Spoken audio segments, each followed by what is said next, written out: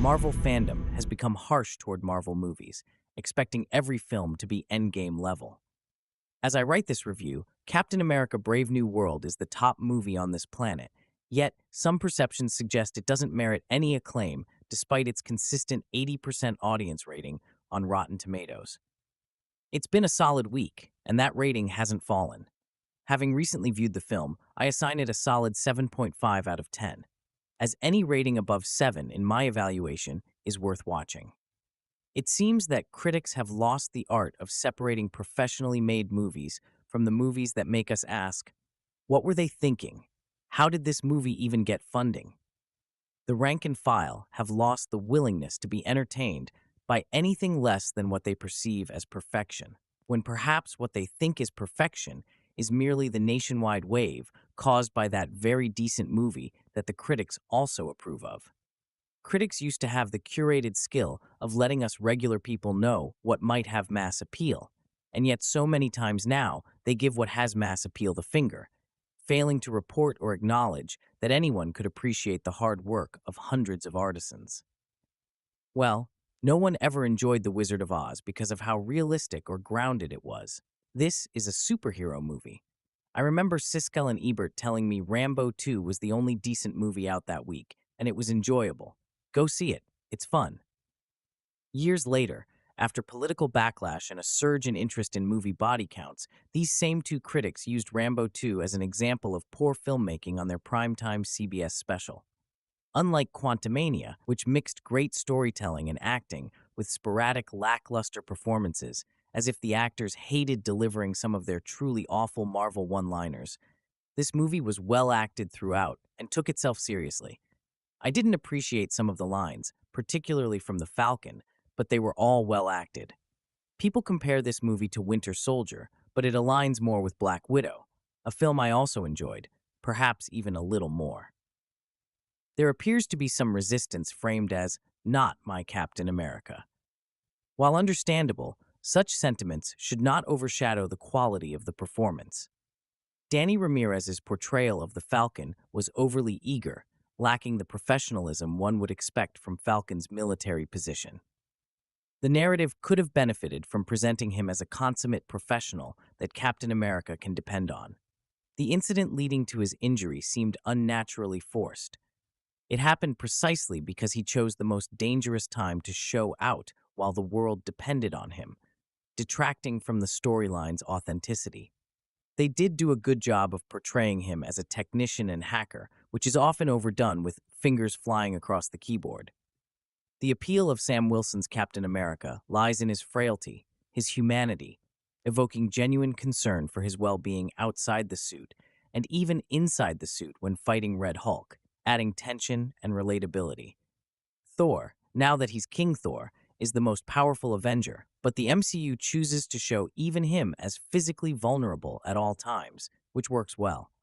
This vulnerability contrasts sharply with the near-invincible depictions of characters like Superman or Captain Marvel, who often necessitate narrative constraints and non-standard storytelling due to their overwhelming power levels. The way this usually manifests is they are actually hidden from the story because no one can stop them, and arriving almost ends the movie. With Captain Marvel in particular, her storytelling is done largely off-camera, violating the storytelling rule: show, don't tell. Especially in the Marvels, so much of the plot was unseen. Even what she did to damage the Kree sun and make the Kree hate her, even her marriage. Anthony Mackie's comments during the promotional event in Rome sparked controversy when he suggested that Captain America's identity transcends American patriotism, a sentiment echoed by Chris Evans in the past. But some people in today's anti-woke culture took particular offense when Anthony Mackie said the same thing that Chris Evans said multiple times for international markets. This is a movie with America in the name, and they want non-Americans to feel interested and connected, not for smiles and glowy feelings. It's about butts in seats and money. Marvel has always put on a different face for other nations. Examples include tailored cultural references and additional scenes and product placement for specific regions, aiming to make the characters universally relatable. Yes, all movies, including Marvel films, are edited to comply with local censorship laws and cultural sensitivities in various countries. In nations like the UAE, this can involve removing or altering scenes that show cleavage, female legs, or other content deemed inappropriate by local standards. These edits are made to ensure that the films can be released and viewed in those regions without violating local regulations. Anthony Mackie is completely blacked out in some foreign movie posters, just as Black Panther's face was hidden as much as possible in some international promotional material. The Red Hulk's portrayal, while imposing, also felt lacking at times.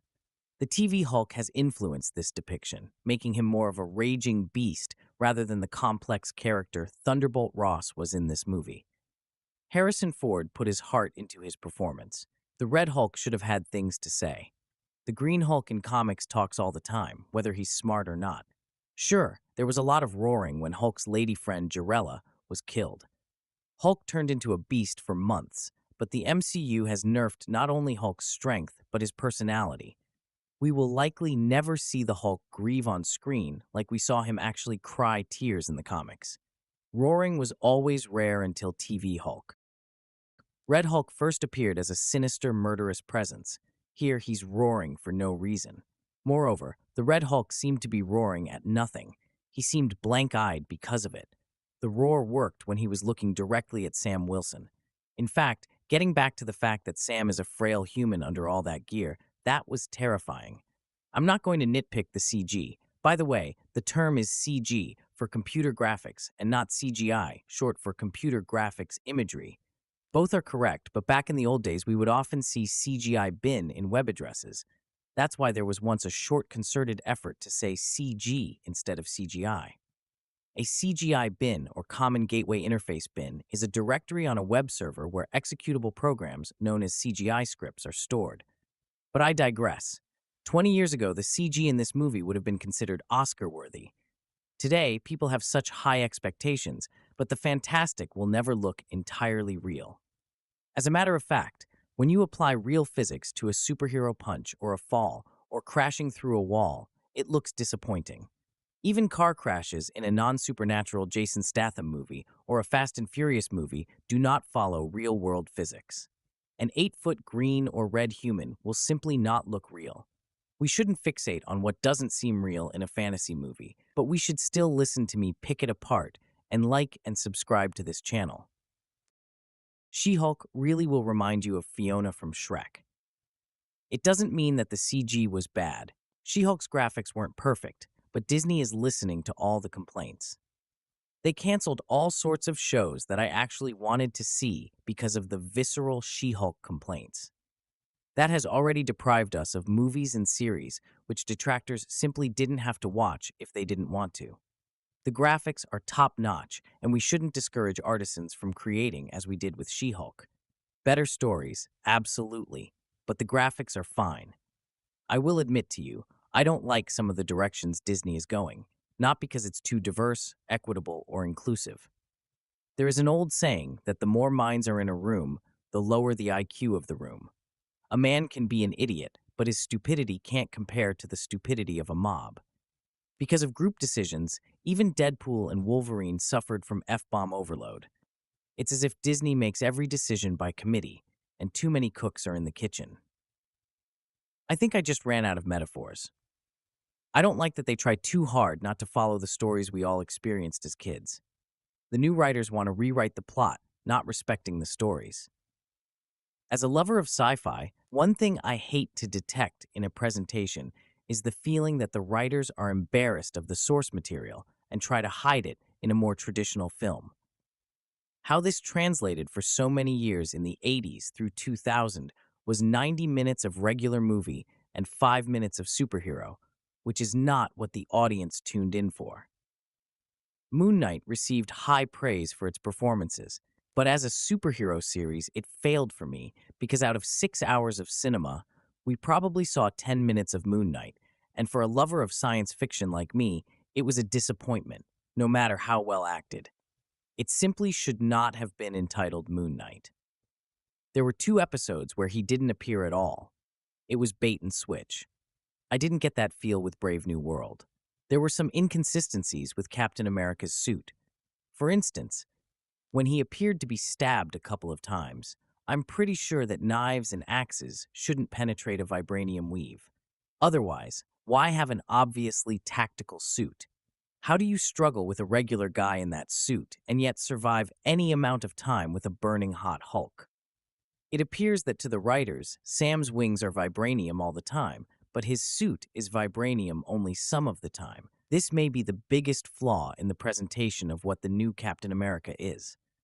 For consistency, Sam's suits should be equivalent to a modified Wakandan Midnight Angels or an Iron Man suit, as in the Avengers Assemble cartoons.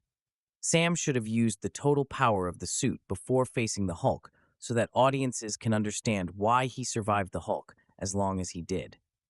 Iron Man light or not, we still have to suspend disbelief for the fight scenes. Even with vibranium's shock absorption, the G-force would have taken Sam out when the Hulk hit him and bounced him around. One scene showed Sam reacting in pain on his back from the shock of being moved by Red Hulk, which was great, but in real life, he would just be dead. When Hulk is pounding on the wings, Sam should be deaf. To put a pin in how all movies are imperfect, I'll point to my favorite Marvel movie, Endgame. How can we have a ship dead in the water in space? That's not how space travel works. Once you get going, you're going. Newton's laws of motion, anyone? And what about Tony's arc reactor? They had plenty of power for the ship. Even Nebula, in Guardians 2, had enough power in her body to destroy a fleet of sovereign vessels. I can see them running out of food, but not air. Tony had everything he needed to scrub the air. And if we want to really get into the sticks, Tony and Nebula had the brains and tools to recycle organic materials. But I was able to 100% enjoy the movie despite these oversights. In retrospect, Brave New World successfully delivers an engaging narrative with notable action sequences, particularly those involving the Hulk. It stands as a commendable addition to the Marvel Cinematic Universe. As audiences continue to demand excellence, it is essential to balance expectations and appreciate the diverse offerings within the superhero genre. Overall, Captain America: Brave New World offers a satisfying experience and sets a promising direction for future installments. Again, the job of a critic is to predict for us whether we, the unwashed masses, might regret investing in a ticket. It's not to merely tell us what they like or how they felt. That's my job. Clearly, critics have forgotten this role because the numbers show it. Critics have been unduly harsh, as evidenced by the positive audience score. However, even in the positive reviews, there remains an almost obligatory magnification of imperfections. I contend that this film is good, beyond merely not being bad. Captain America: Brave New World merits recommendation. Period. No disclaimer.